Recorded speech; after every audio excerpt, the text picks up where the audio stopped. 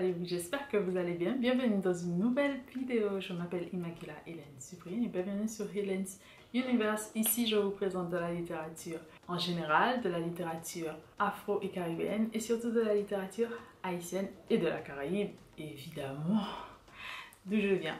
Alors, aujourd'hui, j'ai décidé de vous présenter mon bilan de lecture du mois de décembre. Au cours du mois de décembre, je n'ai pas lu grand-chose parce que c'était un mois un petit peu rempli quand même avec les salons que j'ai eu la chance de visiter un tout petit peu parce que c'est en fin de journée également que j'ai pu y aller. Je voulais m'acheter des choses, notamment au salon du livre afro-caribéen, jeunesse afro-caribéen. Je vous mettrai éventuellement mon haul et peut-être le vlog. Si ça vous intéresse, n'hésitez pas à me le dire et à liker la vidéo pour cela. Et puis le salon du livre haïtien aussi qui a eu en décembre. Même si le salon du livre jeunesse afro-caribéenne c'était plutôt en novembre. Et puis parce que c'était la fin de l'année, il y avait beaucoup de choses. Et puis un peu de repos aussi surtout. Donc je n'ai pas lu beaucoup de choses. J'ai lu environ 4 ou 5 ouvrages, donc pas beaucoup. Et c'était plutôt des choses plutôt courtes. Et voilà. Sans plus tarder, on va commencer. Donc le premier ouvrage que j'ai lu, la chance de lire, c'est un recueil de contes. En tout cas, les choses que j'ai pu terminer.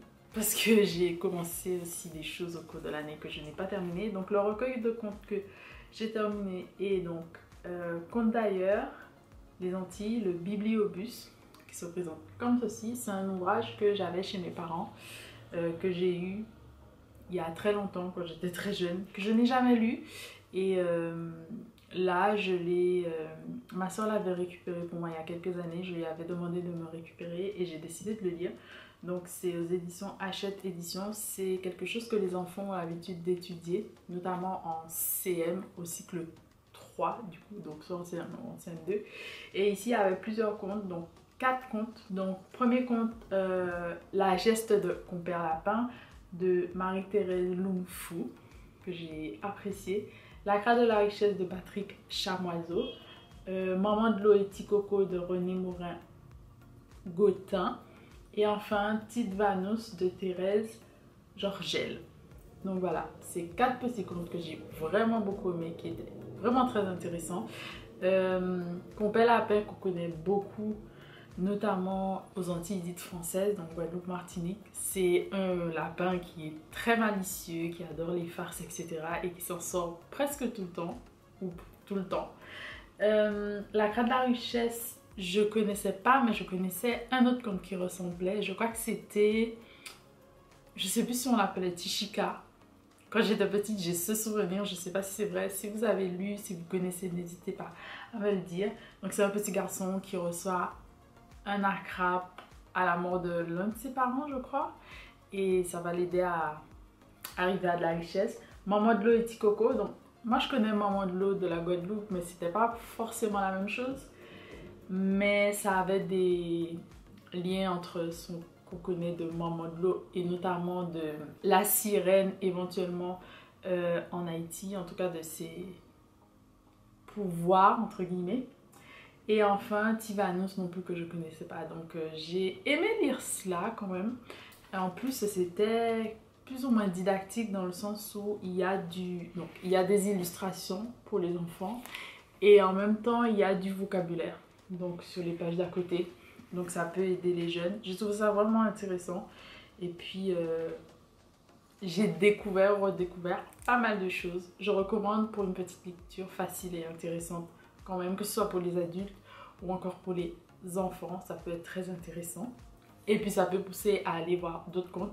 D'ailleurs j'ai acheté un autre recueil de contes aussi et je suis en train de lire un recueil de contes de Jacques-Séphane Alexis également, de contes et de nouvelles. Ensuite, j'ai eu l'occasion de lire un recueil de poèmes de Watson Charles qui s'appelle donc Saint Noir, que j'ai acheté au salon du livre haïtien.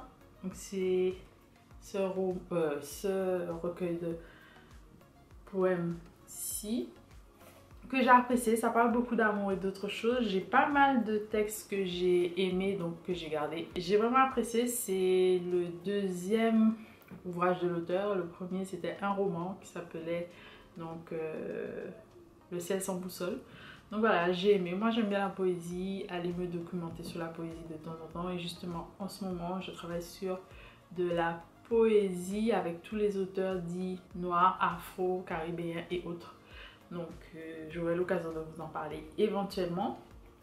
N'hésitez pas à me dire si vous l'avez déjà lu. Donc il y a 5 parties, il y a beaucoup de rêveries, de quêtes, etc. C'est vraiment très intéressant. Ensuite, j'ai eu l'occasion de lire un ouvrage que je n'ai plus parce que je l'avais emprunté à la médiathèque, que j'ai lu avec ma soeur. Donc pour les fêtes de fin d'année, on a lu ça. Donc chaque chapitre, on lisait un chapitre chacune.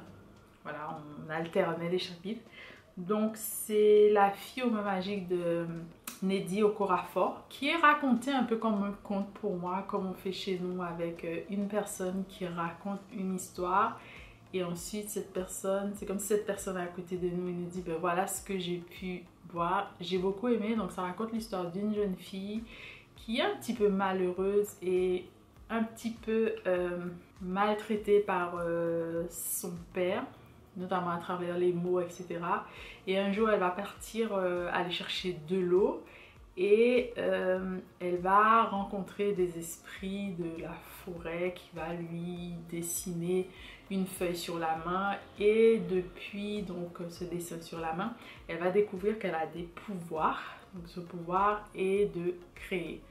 Donc je ne vais pas vous dire davantage, mais en fait c'est un conte pour moi, une nouvelle si vous voulez, une histoire courte qui nous raconte en fait l'importance de la création, et notamment la création chez les filles ou les femmes, parce que bien évidemment dans l'histoire et jusqu'à présent, la création par la femme ou les femmes est parfois pas considérée comme lorsqu'un homme va créer.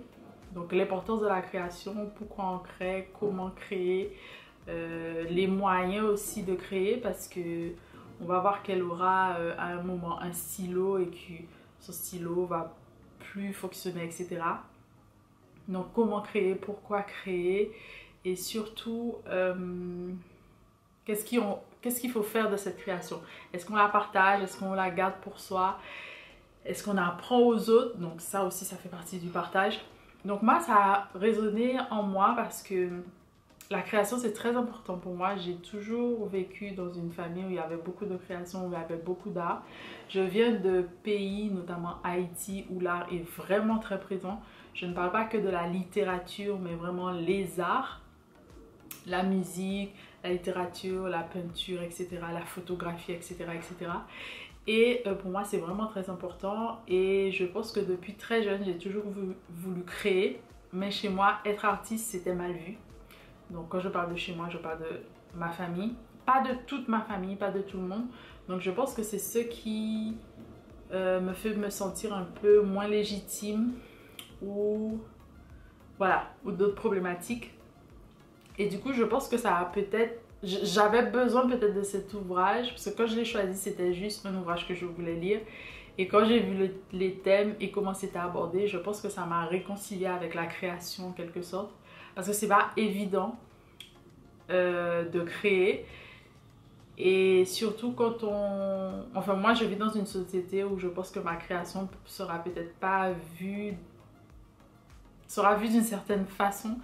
Et voilà, plein de choses. Donc ça m'a permis de réfléchir à pas mal de choses sur la création, pourquoi créer, est-ce que je devrais partager ma création, est-ce que je suis prête à partager mes créations, est-ce que... comment se dépatouiller avec la réception de mes créations, de ma création. Voilà, est-ce que... comment on se voit artiste, quand on se voit artiste, pas mal de choses. Donc un ouvrage très court, très intéressant. J'ai aimé les illustrations, j'ai pas le livre malheureusement avec moi, j'aurais aimé vous le montrer. J'ai aimé certaines illustrations quand c'était en couleur plus qu'en noir et blanc. Ça m'a pas totalement plu, mais ça m'a pas déplu non plus. En tout cas, chapeau pour cette autrice, je trouve qu'elle fait vraiment de très belles choses. Et puis ça a fait écho à pas mal de choses en ma personne, mais aussi dans mon travail. J'ai lu 2 autres pièces de théâtre d'une autrice que je viens de rencontrer, enfin d'une dramaturge que je viens de rencontrer, qui s'appelle Andréis Pierre. Donc elle est haïtienne. J'ai adoré lire ce qu'elle fait. Il me reste encore une pièce de théâtre à lire. Ce n'est pas encore disponible en France, mais franchement, j'espère que ça le sera. Le premier que j'ai lu, c'est Vider mon ventre du sang de mon fils. C'est une pièce de théâtre qui se présente un peu comme un monologue où elle s'est inspirée d'une histoire vraie, je pense, qui l'a touchée aussi, je pense. Je suis sûre que c'est tiré d'une histoire vraie et je pense que ça la concerne un tout petit peu. Mais elle a préféré prendre le point de vue d'une mère qu'elle pensait être plus légitime que le point de vue d'une sœur. Dans cette pièce de théâtre, c'est une mère qui raconte un peu ce qu'elle ressent lorsque son fils est tué. C'était vraiment très touchant, ces monologues étaient très poétiques, le féminisme est très présent. Ça nous raconte aussi une réalité de la société haïtienne, mais pas que, parce que je pense que ce qu'on ressent à la mort d'un enfant, comme on dit souvent, il n'y a pas de mots pour exprimer ce genre de choses. Et je pense que ça pourrait aussi toucher des personnes qui ont, toutes les mères qui ont connu donc la mort d'un fils ou d'un enfant, mais aussi que ça pourrait toucher lors des violences policières, etc., etc. Pas que dans le cadre de cette mort précise.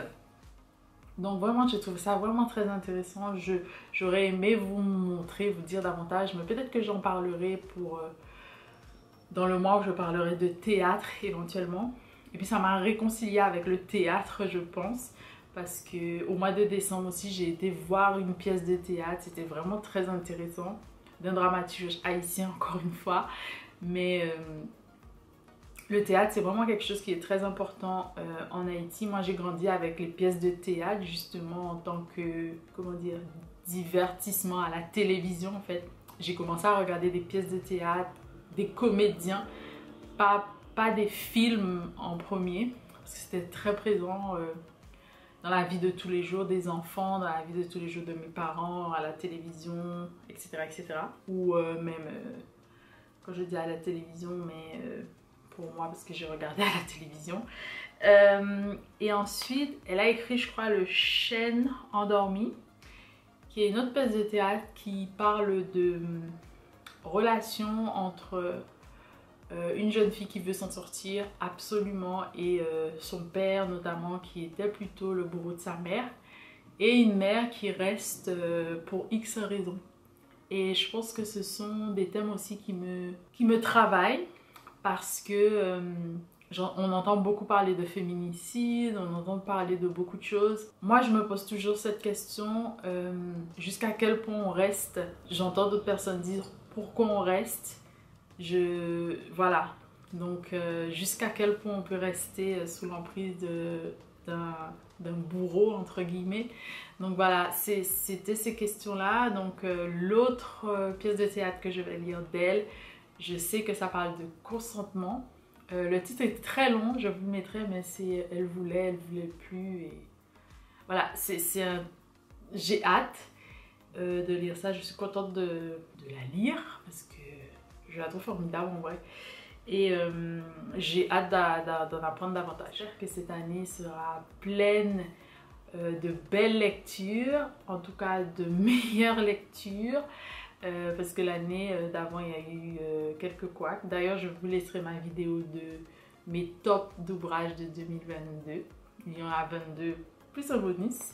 Et puis j'espère que pour vous aussi, l'année a bien commencé, que vous avez passé de bonnes fêtes de fin d'année malgré tout. Et que vous commencez aussi cette année avec de belles lectures en tête, de belles prévisions dans vos lectures. Et puis moi je vous dis à très bientôt pour de nouvelles aventures ensemble. N'oubliez surtout pas de vous abonner, de me laisser un petit commentaire et de liker. Et puis je vous laisse une vidéo et une playlist pour continuer votre petit voyage au sein de ma chaîne. Je vous dis à très bientôt pour de nouvelles aventures ensemble. Bisous!